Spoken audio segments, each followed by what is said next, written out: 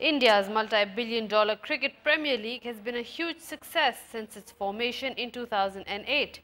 Yet, the league has been served a severe blow this year due to shocking revelations of financial irregularities that have led to the suspension of Chief Commissioner Lalit Modi.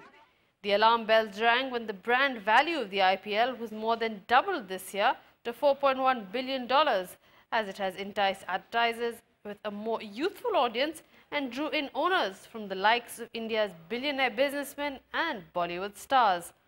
Experts feel that a lack of transparency in running the IPL meant that controversy was inevitable, calling it the Indian Enron.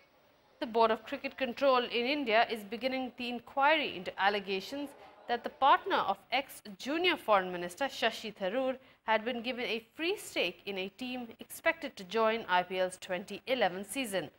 Modi himself made these allegations on his Twitter page, instigating the investigation against Tharoor. The resignation of Tharoor, who denies any wrongdoing, was followed by India's Revenue Office launching an investigation into the tax records of the IPL, BCCI and team owners.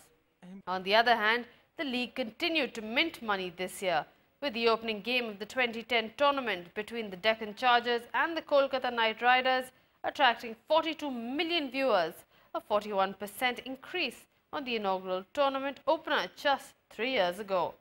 The investigation in the IPL dealings and allocation of the franchisees is underway, and one thing is for sure, the outcome of the probe will very much shape the future of the financial bonanza.